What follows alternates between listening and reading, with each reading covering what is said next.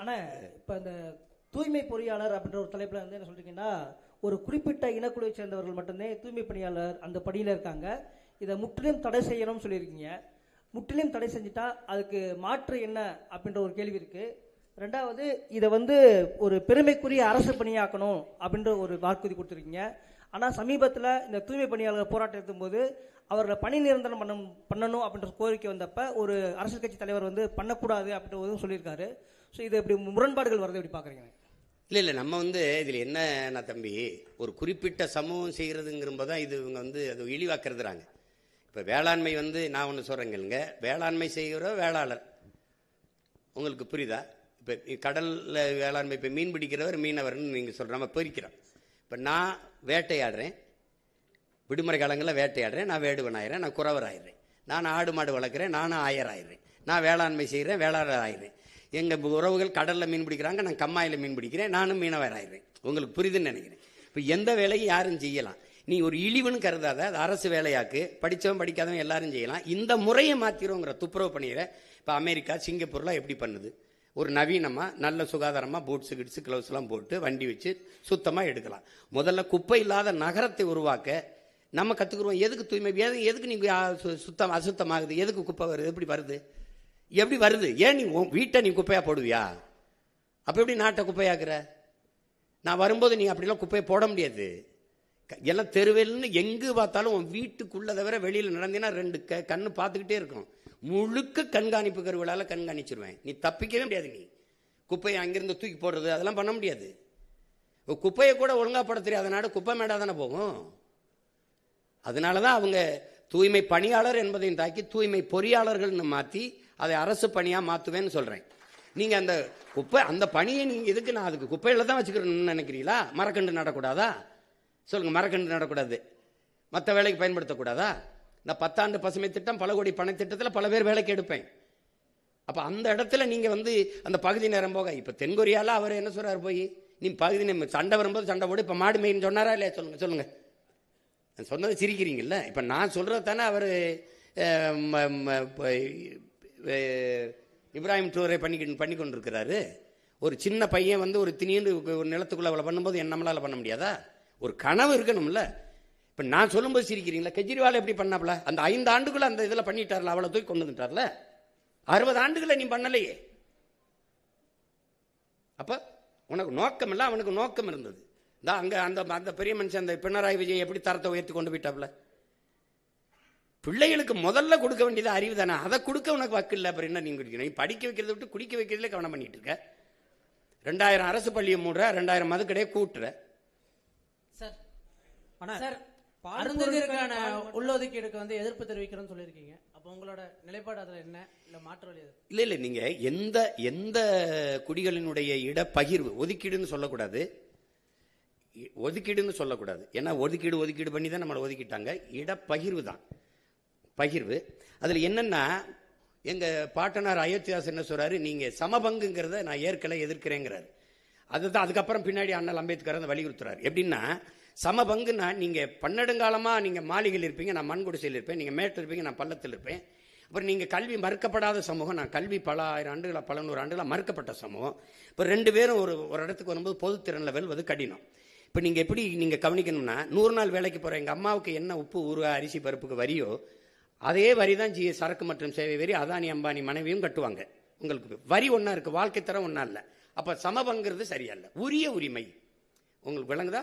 அப்போ அந்த அடிப்படையில் இந்த குடிகள், இந்த நாட்டின் குடிகள் எல்லாருக்கும் அவரவர்கள் குடிகளின் எண்ணிக்கைக்கேற்ப உரியதை பிரித்து கொடுக்கப்படணும். அதான் எண்ணி கொடு, எடுத்து கொடுக்காதே, அள்ளி கொடுக்காதே, அளந்து கொடு அப்படிங்கிற கோட்பாட்டை முன்வைக்கிறதுக்கு காரணம் அதுதான். இப்போ எங்கெல்லாம் குடிவாரி கணக்கெடுப்பு, சாதிவாரி கணக்கெடுப்பு கேட்கறது காரணம், நீண்ட காலமாக ஐயா ராமதாஸ் நாங்கள்லாம் கேட்கறது காரணம் அதான்.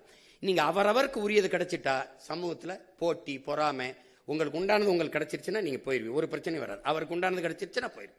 அப்போ எல்லாருக்கும் உரிய கல்வி, வேலை வாய்ப்பு, அரசியல் அதிகாரத்தை சரியாக பிரித்து கொடுக்கறது கொண்டு வந்தது பேர் தான் இந்த சமூக நீதி. உங்கள் விளங்குதான் அண்ணன் சொல்கிறது. இப்போ நீங்கள் வந்து ஐயா வந்து நாங்கள் 18 விழுக்காடு எங்களுக்கு இருக்குது. யாருக்கு?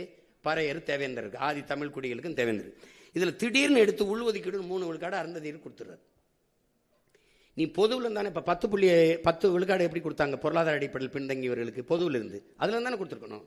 நீங்க அவ்வளவு காலம் ஆட்சியில் இருந்தீங்கல்ல, பொதுவில் இருந்து பிரிச்சு 3 விழுக்காடு இல்லை 6 விழுக்காடு கூட கொடுங்க, யார் கேட்க போறா? எனக்கே 10ல் 4 நெளிஞ்ச தட்டில் 4 பருக்கை போட்டு சாப்பிட்டுருக்கேன், அதில் 2 எடுத்து கொடுத்தா அப்படி சரி கொடுத்துட்டீங்க விடு.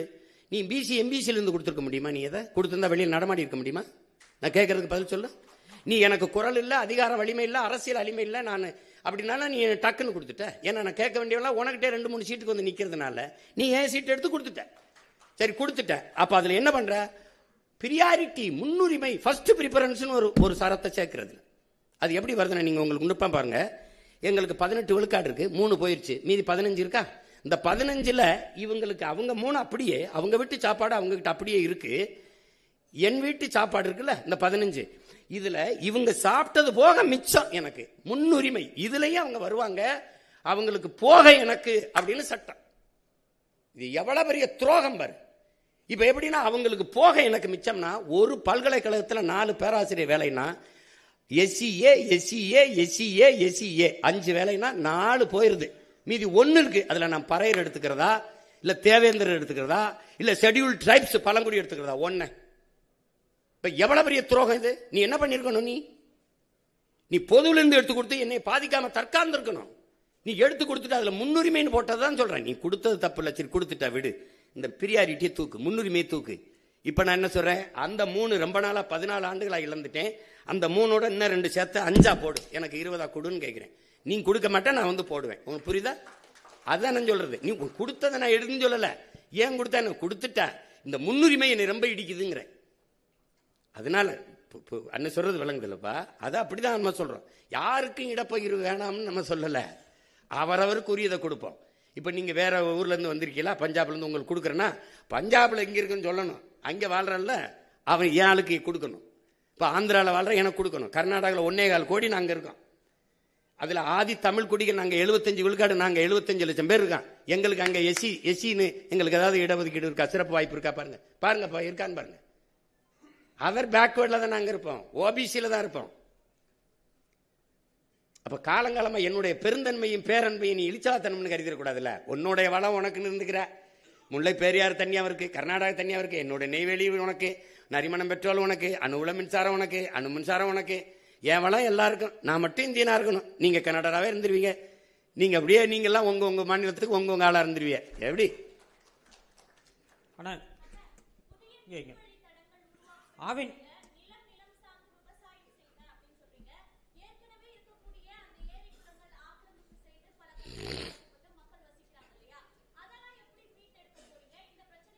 இல்லை அதையெல்லாம் ஒன்றும் செய்ய முடியாது. ஏற்கனவே நானே அதை இடிக்கக்கூடாதுன்னு போராடி இருக்கேன். அதை இடிக்க அப்போ கட்ட அனுமதிச்சவனை தான் கொஞ்சம் சரி பண்ணணும், பச்சை மட்டை வச்சு புழக்கணும்.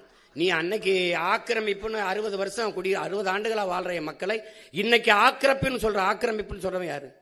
ஆக்கிரமிக்கும் போது என்ன பண்ண? நீ முதல்ல ஒரு செங்கலை போய் நட்டான்ல, அவனுக்கு மின் இணைப்பு, வீடு கட்ட உரிமை, எரிகாற்று இணைப்பு, நீர் இணைப்புலாம் கொடுத்தது யாரு?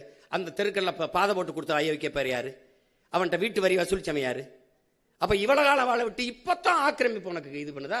இப்ப இது ஆக்கிரமிப்புனா, அந்த கடற்கரையில 4 கல்லறை இருக்குல்ல, அது ஆக்கிரமிப்பு இல்ல, அது கடற்கரை ஆக்கிரமிப்பு இல்லையா? அதை எப்ப இடிக்கிறது? யார் இடிக்கிறது?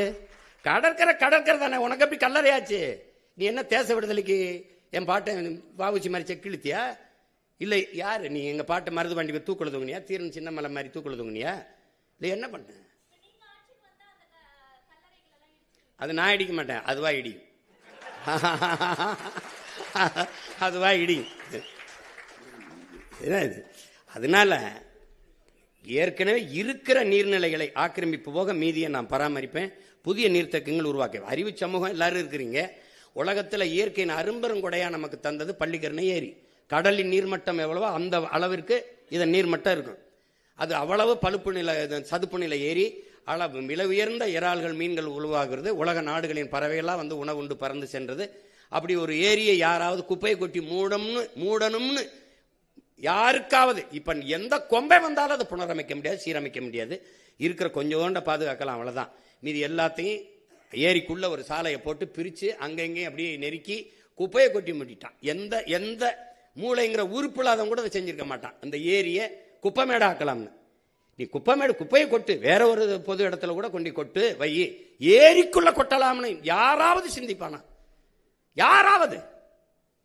எப்படி கால கொடுமை இதெல்லாம் நினைச்சு பார்த்தாலே நெஞ்சு வெடிக்கும். அதை விட்டுருவோம், வேற ஏதாவது கேளுங்க. ஆனா பால் மற்றும் பால் பொருட்களுக்கு தனியா தொழிற்சாலை அமைப்புன்னு சொல்லியிருக்கீங்க. ஆவின் இதே வேலை தானே செஞ்சிட்டு இருக்கு. இதுல நீங்க என்ன மாற்று செய்ய போறீங்க? என்ன செய்யுது ஆவின்? பால் மற்றும் பால் பொருட்களை தயாரிக்குது, வெளி மாநிலங்களுக்கு வெளிநாடுகளுக்கு ஏற்றுமதியும் செய்யுது.